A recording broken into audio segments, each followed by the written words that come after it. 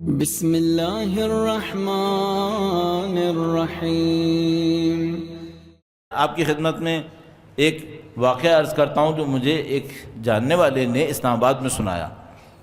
اسلام آباد میں ایک دفعہ میں ایک مسجد میں تھا، وہاں پر ایک صاحب نے بڑی خوبصورت زیارت پڑھی، بہت اچھے عربی لہجے کے اندر، مجھے بہت اچھا لگا، اور انہوں نے اہل بیت کی دعاؤں میں سے بھی ایک دعا پڑھی زیارت کے ساتھ ہی، تو وہ دعا بہت کم لوگوں کو یاد رہتی ہے۔ تو میں نے کہا بھائی یہ تو ماشاءاللہ بہت محنت کرنے والے ہیں، ان کے پاس میں گیا، اس سے عرض کی کہ بھئی آپ نے بہت اچھے لہجے میں زیارت پڑھی، ورنہ بہت سارے لوگ غلط لہجے میں زیارت پڑھتے ہیں۔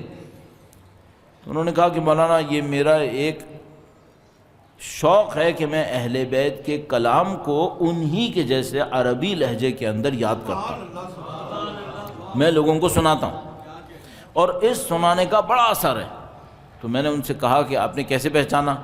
انہوں نے کہا کہ میں سعودیہ میں ہوتا تھا، اور یہ بڑا خوبصورت نقطہ ہے ان کا، کہنا یہ کہ میں جب سعودیہ میں تھا تو میں یہ سوچتا تھا کہ مولانا حضرات، ذاکرین، خطباء، شعراء، یہ تو اہل بیت کی تبلیغ کرتے ہیں، اور وہ یہاں نہیں آ سکتے، وہ یہاں نہیں آ سکتے، یہ تو وہابی حکومت ہے، یہ تو نہیں آنے دے گی انہیں۔ اب ہم یہاں پر ہیں، اب ہم کیا کریں؟ مولانا تو نہیں آ پائیں گے، ذاکر و خطیب تو نہیں آ پائیں گے، شعراء تو نہیں آ پائیں گے، ہم ہیں یہاں پر، تو کیا ہاتھ پہ ہاتھ رکھ کے بیٹھ جاؤں یا کچھ کروں؟ تو انہوں نے کہا یہ تو نہیں ہو سکتا کہ کوئی اہل بیت کا نام نہ لے، یہ تو مجھے کچھ کرنا چاہیے پھر۔ تو بھئی میں کیا کروں؟ کہنے کہ میں نے یہ سوچا کہ میں ہر ہفتے اہل بیت کا کوئی کلام پڑھوں گا، اس کو لکھ لوں گا اپنے پاس، حتی الامکان کوشش کروں گا کہ یاد ہو جائے، اچھی عربی کے اندر۔ عربی میں ایک دفعہ ہم لوگ اردو میں عربی پڑھ رہے ہوتے ہیں، ایک دفعہ عربی پڑھ رہے ہوتے ہیں، وہ کمال ہوتا ہے پھر۔ تو کہا اچھی عربی میں جو دوسرے عرب کو بھی نہ آتی ہو، ایسی عربی میں میں نے اس کو رٹ لیا۔ اس کے بعد کہنے کہ میں یہ کرتا تھا کہ بھئی کہیں لنچ پہ بیٹھے ہیں، ڈنر پہ بیٹھے ہیں، ایجپشین، سعودیز، جارڈن کے لوگ یہ سب بیٹھے ہوئے ہیں، سب ادھر ادھر کی باتیں کر رہے ہیں، تو میں ان سے کہتا تھا کہ بھئی میں نے، کہنے کہ اب کسی بھی معصوم کا کلام ہو، میں کہتا تھا حضرت علی کا۔ کیوں؟ کیونکہ بھئی کسی اور معصوم کا نام لوں گا اور میرے پیچھے پڑ جائے گا یہ کون ہے، تو میں اس سے جان چھڑانے کے لیے جو بھی معصوم کا کلام مجھے ملتا تھا میں کہتا یہ تھا یہ حضرت علی نے ارشاد فرمایا، کیونکہ لوگوں کو کہتا تھا، اپنے ذہن میں بھی سوچتا تھا کہ بھئی علم تو سارا ایک ہی ہے، میں کسی سے بھی منسوب کر دوں، کوئی مسئلہ نہیں ہے اس کے اندر۔ تو جناب علی کہنے لگا، میں کہہ دیتا تھا بھئی حضرت علی علیہ السلام، تو وہ لوگ داد بھی دیتے تھے کہ بھئی اتنا عجیب کلام تھا، اتنی گہرائی تھی، اور اتنا نفیس عربی لہجہ اور یہ ساری باتیں۔ تو کہنی ایک دن میں نے مولا چوتھے امام کی ایک دعا یاد کر لی، دعائے مقاتل بن سلیمان، مفاتیح الجنان کے اندر بھی موجود ہے، صحیفہ کے اندر بھی موجود ہے۔ تو کہا کہ میں نے یاد کر لی، اور وہ دعا لے کر میں محفل میں بیٹھ گیا، جہاں پہ تھوڑا سا لنچ ڈنر جو کچھ بھی تھا۔ کہنے کہ جب ساری باتیں ادھر ادھر کی ہو گئیں تو پھر میں نے موقع دیکھ کر ایک دفعہ کہا کہ بھائی ایک کلام میرے پاس حضرت علی کا ہے، آپ لوگ اجازت دیں گے کہ میں سناؤں؟ انہوں نے کہا جی ضرور سنائیے۔ اب انہوں نے وہ مولا کی دعا لوگوں کے سامنے سنا دی۔ کہنے کہ جو میں نے سنائی تو سب پہ سناٹا چھا گیا، سب لوگ خاموش ہو گئے، کہنے کہ یہ اتنا نفیس کلام، اتنی گہرائی، خدا سے اتنا عشق، اتنا لگاؤ، اتنی آگہی، کس کا کلام؟ کہا میں نے حسب عادت کہا حضرت علی علیہ السلام کا کلام۔ تو کہنے کہ ایک ایجپشین تھا وہاں پر، مصری، اس نے کہا کہ تم مجھے لکھ کے دے دو، یہ اتنا اچھا ہے۔ انہوں نے کہا یہ لو، میری تو جیب میں رکھا ہوا رہتا ہے ہمیشہ، لکھ کے دے دو۔ 2-3 دن کے بعد وہ ایجپشین اسی طریقے سے لنچ یا ڈنر کے اوپر ملا، اور کہنے لگا کہ فلانی تم نے وہ اس دن مجھے لکھ کے دیا تھا کلام، کس کا کلام تھا؟ کہنے کہ مجھے احساس ہوا کہ معاملہ کچھ خراب ہو گیا۔ کہنے کہ میں نے وہی دہرایا، حضرت علی علیہ السلام کا۔ تو کہنے کہ میں نے خاص کر مولا کا نام اس لیے چھپایا کہ اگر میں سب کے سامنے نام لوں گا اور کہیں انہوں نے مجھ سے کربلا کا پوچھ لیا تو پھر میں مشکل میں پھنس جاؤں گا، تو اس خاطر میں نے مولا چوتھے امام کا نام چھپا دیا۔ میں نے کہا حضرت علی علیہ السلام کا۔ کہنے کہ اس نے مجھ سے کہا کہ تم جھوٹ بول رہے ہو۔ کہنے کہ میں ڈر گیا، یہ تو معاملہ خراب ہو گیا، اس نے میں سب کے سامنے کہہ دیا اس طرح جھوٹ بول رہی تو میرا ریپوٹیشن بھی خراب ہو جائے گا۔ تو انہوں نے کہا اس کو اشارے سے کہ تم یہاں خاموش ہو جاؤ، میں تمہارے پاس آؤں گا۔ کہنے کہ میں اس کے پاس گیا، اور میں نے اس سے کہا کہ تم نے اس طریقے سے سب کے سامنے مجھے جھوٹا کہہ دیا، یہ بات تو صحیح نہیں ہے۔ کہنے لگا کہ کیا تمہیں نہیں معلوم کہ یہ حضرت علی کا کلام نہیں ہے؟ کہنے لگا اب میں نے دیکھا کہ اب کوئی راستہ نہیں ہے۔ کہنے لگا ہاں مجھے معلوم، حضرت علی کا کلام نہیں ہے۔ کہنے لگا بتاؤ کس کا کلام ہے؟ انہوں نے دیکھا کہ نہیں اب کوئی گنجائش نہیں، کہا ان کا نام بھی علی ہے لیکن وہ سید الشہداء کے فرزند مولا علی ابن الحسین علیہ السلام ہے۔ کہا اب تم نے صحیح کہا ہے۔ انہوں نے کہا کہ تمہیں کیسے پتہ چلا؟ تمہارے پاس تو کوئی کتاب بھی نہیں ہے۔ کوئی کنسٹرکشن سائٹ تھی شہر سے بہت دور، کہا یہاں تو کوئی کتاب کا امکان نہیں ہے، تو تمہیں کیسے پتہ چلا؟ کہنے لگا تم نے جو دعا سکھائی تھی نا، یہ دعا مجھے بہت اچھی لگی اور میں یہ دعا لے کر ہر وقت پڑھتا رہتا تھا۔ کہنے لگے ایک دفعہ سونے سے پہلے میں نے اس دعا کو پڑھا اور میں سو گیا، اور بڑا اپنے دل کے اندر اس پہ خوش تھا کہ مجھے حضرت علی علیہ السلام کا ایک کلام اس طریقے سے میرے اوپر اثر کر رہا۔ کہنے لگا میں نے خواب میں دیکھا کہ دو سوار تشریف لا رہے ہیں، ایک قدرے آگے ہیں دوسرے قدرے پیچھے، اور جو آگے آئے وہ میرے پاس آئے، جیسے میں راستے میں بیٹھا یہی دعا پڑھ رہا تھا تو وہ میرے نزدیک آئے، انہوں نے پوچھا کہ یہ کس کا کلام ہے؟ تو کہا کہ میں نے تمہارا بتایا کہ حضرت علی علیہ السلام کا کلام۔ تو انہوں نے پیچھے آنے والے سوار کی طرف اشارہ کیا، کہا یہ میرے جد امجد حضرت علی ہے، یہ کلام ان کا نہیں ہے، کلام میرا ہے، کلام میرا ہے۔ اس نے پوچھا کہ آپ کون؟ امام نے اپنا تعارف کروایا، کہا میں ان کے بیٹے حسین کا بیٹا علی ہوں۔ کہنے لگا کہ گویا اس طرح کا بیان کہ ان کی بات میں اتنا عجیب غم تھا۔ کہنے لگا پہلے میں دعا پہ رو رہا تھا، پھر گویا ان کے کلام پہ، ان کی بات پہ رویا کہ اتنا غم کیوں ہے؟ تو کہنے لگا کہ میں نے تم کو اسی لیے کہا کہ تاکہ تم میرے پاس آؤ اور دل کھول کر اب مجھے بتاؤ کہ یہ ان کے نام میں اتنا غم کیوں ہے، یہ کون سی ہستی ہے؟ کہا انہوں نے کہ بھائی اب مجھے سمجھ میں آیا کہ اب چھپانے کی کوئی گنجائش نہیں ہے، اب مجھے مکمل تعارف کروانا چاہیے۔ عزیزان محترم، ہم اور آپ بھی مولا کے نام کی تبلیغ کا حصہ بن سکتے ہیں، ہم اور آپ بھی بن سکتے ہیں۔ دو کام صرف کر لیجئے، میں آپ کی خدمت میں صرف دو کام کہوں گا، چونکہ وقت بھی میرا ختم ہو چکا ہے، جلد از جلد دو کام کہوں گا، یہ دو کام کر لیجئے تاکہ میں اور آپ ان کے سلسلے میں کسی طریقے سے قرار پا جائیں۔ مولا کی ذات گرامی مشہور تھی خداوند متعال کے حضور دعا کرنے کے لیے، پوری دنیا جانتی تھی۔ امام دعاؤں کے ذریعے سے عقائد سکھاتے تھے، امام دعاؤں کے ذریعے سے تہذیب سکھاتے تھے، اخلاق سکھاتے تھے، رویے سکھاتے تھے، سب کچھ بتاتے تھے۔ صرف ایک کام کر لیجئے، اور اگر آپ یہ کر گزرے تو آپ خود بخود احساس کریں گے کہ آپ کی روح اور روحانیت پہ اثر پڑے گا۔ وہ کام کیا ہے؟ اس کو بھی میں دو حصے میں کہوں گا۔ پہلا، 24 گھنٹے میں کبھی بھی 2 منٹ نکال سکتے ہیں آپ؟ 2 منٹ کوئی مشکل تو نہیں ہوگی 2 منٹ نکالنے میں۔ جو کچھ آپ ابھی بھی عبادتوں میں کر رہے ہیں اس کے علاوہ 2 منٹ دے سکتے ہیں؟ کام ہی ختم ہو گیا۔ صرف 2 منٹ کا ایک سجدہ کر لیں اور اس میں خدا سے اپنی زبان میں گفتگو کر لیں، بس۔ بھائی کوئی مشکل بات تھی؟ پروردگار آپ کی سلامتی میں اضافہ فرمائے۔ یہ کوئی مشکل بات تھی؟ نہیں۔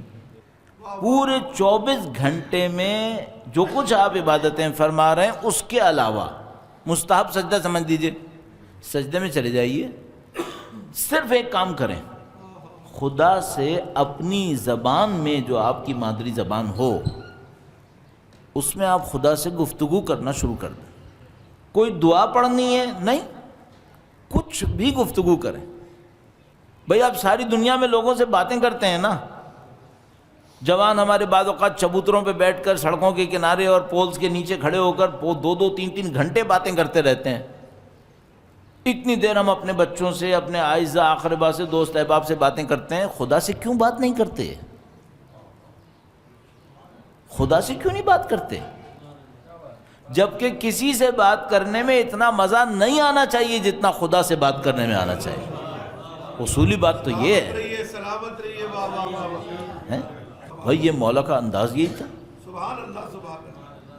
آپ صرف اتنا کام کر لیجئے، یہ پہلی بات ہو گئی، اور اس کو میں نے کہا تھا 2 حصوں میں عرض کروں گا۔ پہلا حصہ یہ ہو گیا، کسی بھی لمحے 24 گھنٹے میں کسی بھی ٹائم صرف 2 منٹ نکال لیجئے، اور یہ میں آپ کی خدمت میں عرض کر دوں، یہ جو میں نے 2 منٹ آپ سے کہا ہے نا، یہ بہت زیادہ ہے۔ آپ کر کے دیکھیے گا، 2 منٹ آپ کو لگے گا جیسے پتہ نہیں کتنا ٹائم گزر گیا۔ موبائل پہ الارم لگا لیجئے گا، اور آپ گفتگو کرنا شروع کریں گے، 10-15 سیکنڈ کے بعد آپ کہیں گے بھائی بہت دیر ہو گئی۔ تو میں آپ سے مشورے کے طور پہ کہوں گا، موبائل میں 2 منٹ کا الارم لگا لیجئے گا، 2 منٹ سے پہلے سر نہیں اٹھائیے گا، سر جھکائے رکھیں، سجدہ کریں۔ بڑا نفیس ایک کلام ہے اللہ کے رسول کا، نے فرمایا تھا، لب لباب اس کا استغفار پہ تھا اور لمبے سجدے پہ۔ 2 منٹ کا سجدہ بہت لمبا نہیں ہوتا، لیکن شروع میں اتنا بھی اچھا ہے۔ 2 منٹ بھی شروع میں بہت لگتا ہے۔ اچھا کیا گفتگو کریں، کیا کہیں؟ بھائی دوستوں سے تو بہت باتیں کرتے ہیں، ٹیلی فون کے اوپر 20-20 منٹ، آدھا گھنٹہ، پونا گھنٹہ باتیں کرتے رہتے ہیں، 2 منٹ خدا سے کیا کہیں؟ سب سے پہلے تو یہی کہہ دو، خدایا میں کتنا محروم رہا کہ سب سے تو باتیں کی اور تجھ سے باتیں ہی نہیں کی، اب آیا ہوں مجھے قبول فرما، اور میرے دل کو اپنے کلام کے لیے کھول دے۔ سبحان اللہ سبحان اللہ۔ حضرت موسیٰ علیہ السلام نے جو فرمایا تھا نا، رب اشرح لی صدری، میرے دل کو کھول دے۔ سب سے باتیں کرتا ہوں، تجھ سے کیوں نہیں کرتا؟ یہ ایک حصہ ہو گیا۔ اب میں دوسرا حصہ عرض کرتا ہوں۔ اگر آپ نے یہ کام جو ابھی آپ سے کہا فجر سے چند منٹ پہلے کر لیا، تو پھر آپ نے وہ سنت، اس سنت پہ عمل کیا ہے جو تمام معصومین کی سنت تھی، تمام معصومین کی سنت تھی۔ کسی معصوم کے بارے میں آپ کو روایت نہیں ملے گی کہ فجر سے پہلے سوتے ہوں، کبھی نہیں، کبھی نہیں۔ وہ یہ وقت کبھی نہیں چھوڑتے تھے۔ اس وقت کا جو فجر سے پہلے کے چند منٹس ہیں، سب سے اچھا مصرف خدا سے کلام، بس۔ سلامت رہیے، سلامت۔ اچھا ممکن ہے کوئی مجھ سے کہے بھائی وہ وقت تو ہمیں بہت مشکل لگے گا، کوئی بات نہیں، مشکل لگے گا تو کبھی بھی کر لیجیے، کبھی بھی کر لیں۔ آئیڈیل ٹائم وہ ہے، نہیں کر سکتے رات میں کریں، دن میں کریں، صبح میں کریں، شام میں کریں، دوپہر میں کریں، کبھی بھی کر لیجیے 2 منٹ کا سجدہ جس میں خدا سے کلام کریں۔ یہ پہلی بات ہو گئی۔ صاحب مولا کی سنت ہے، اور مولا کے اس ذکر کے اندر رہتے ہوئے میں نے آپ کی خدمت میں 2 باتیں عرض کرنی تھیں۔ ایک بات میں نے آپ کی خدمت میں عرض کر دی، اب ایک دوسری بات عرض کرنی ہے، اور وہ دوسری بات ایسے عرض کرنی ہے جو اس بات کی طرح آپ کی زندگی میں باقی رہے۔ ہم لوگ جو بولنے والے لوگ ہوتے ہیں نا، بعض اوقات 1-1 گھنٹہ باتیں کرتے ہیں، عمل کے لیے کچھ نہیں کہتے۔ اچھا میں ہمیشہ کوشش کر رہا ہوتا ہوں کہ جو بھی بات کہوں اس میں عمل ضرور آئے۔ کیوں؟ یہ محفل تو ابھی ختم ہو جائے گی نا، لیکن زندگی تو چلے گی، کل کا دن بھی تو آئے گا۔ ابھی تو میں نے پہلی بات آپ سے کہی، یہ ختم ہونے والی ہے کیا؟ نہیں، تو قیامت تک چلے گی، جب تک آپ زندہ رہیں کرتے رہیے۔ ایک دوسرا کام، اس سنت پر بھی تمام معصومین نے عمل کیا، تمام معصومین نے۔ پھر میں کہوں گا ہم لوگ بولنے والے مبالغہ آرائی بہت کرتے ہیں، آپ مطمئن رہیے گا میں مبالغہ آرائی نہیں کروں گا، ضرورت ہی نہیں ہے۔ دوسری بات، ہر ہفتے کم سے کم، ممکن ہو تو ہر روز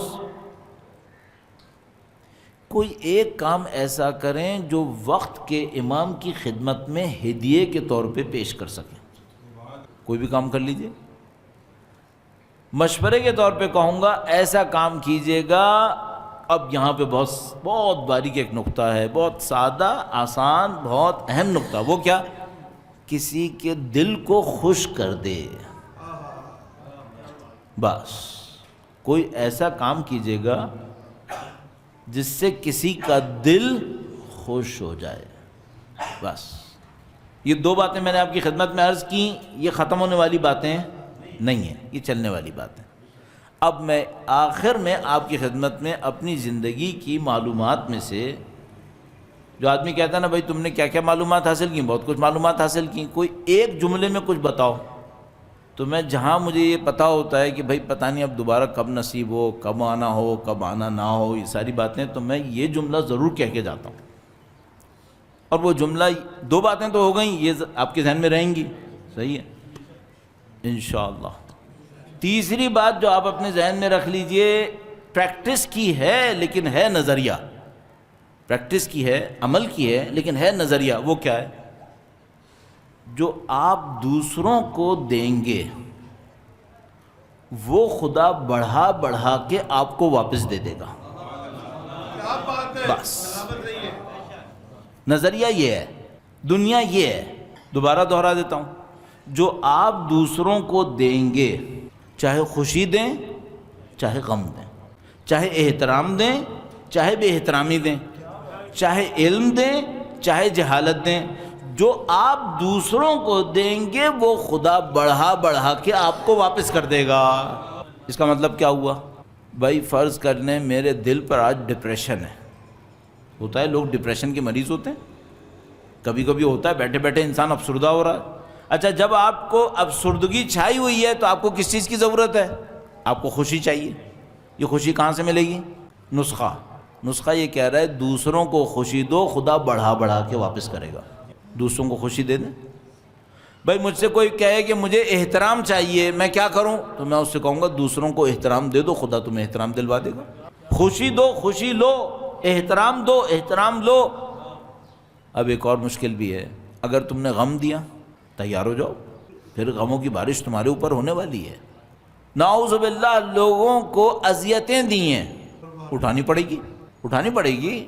نعوذ باللہ کسی سے پیسہ مارا ہے، اب تم اپنا بچا کے دکھاؤ، اب دیکھو کیا ہونے والا ہے. جو آپ کو چاہیے دوسروں کو دے دیں، اور دوسروں کو یہ کہہ کے مت دیجیے گا مجھے واپس چاہیے. دوسروں کو کچھ نہ کہیے گا تاکہ خدا واپس دے. خدا اس وقت واپس دے گا جب آپ خدا کو دیں گے. ہاں اگر میں نے یہ کہا میں تم کو دے رہا ہوں 5 دے رہا ہوں، ہاں انشاءاللہ 10 مل جائیں گے، پھر تو کچھ نہیں ملے گا بھائی، کیونکہ تم نے اس سے مانگنے کی نیت کر لی تھی. 5 دو، خاموشی سے دو، اس ہاتھ سے دو، اس ہاتھ کو پتہ نہ چلے، تاکہ خدا کو تو پتہ ہوگا نا، پھر وہ 10 دے گا. جو آپ کو چاہیے ہے وہ دوسروں کو دینا شروع کر دیں. میں جب یہاں تک پہنچتا ہوں تو کوئی مجھ سے کہتا ہے مولانا ہمارے پاس تو پیسہ ہی نہیں ہے، ہم کیا کریں؟ تو میں اس سے کہتا ہوں 5 روپے دے دوں، 1 روپیہ دے دوں، جو دے سکتے ہو. البتہ جس کے پاس 1 لاکھ ہے وہ بھی 1 ہی دے، تو پھر 1 کے 2 مل جائیں گے، زیادہ یہ ہوگا. وہ اپنی حیثیت کے مطابق دے. اور سب سے بڑی بات، اگر کوئی کہے مجھ سے میرے پاس کچھ نہیں ہے دینے کے لیے، میں کہتا ہوں بالکل غلط بات ہے. کچھ نہیں کر سکتے نا تو دعا تو دے دو، دعا تو دو. وہ بھی نہیں دیتے. جب نہیں دو گے تو پھر تمہیں کہاں سے ملے گا؟ اللہ کا قانون چھیننے پہ نہیں بنا ہے، دینے پہ بنا ہے، دینے پہ بنا ہے. تو عزیزان محترم، میں آپ کی زحمت تمام کروں اور صرف 3 پوائنٹس آپ کی خدمت میں عرض کیے. ایک پوائنٹ یہ کہ بھائی روزانہ 2 منٹ اللہ سے کلام کریں. جو مولا نے اتنی دعائیں دی ہیں وہ آپ کے سامنے، ماہ رمضان کی دعائیں، اتنی نفیس دعائیں، اتنا خوبصورت کلام مولا کے.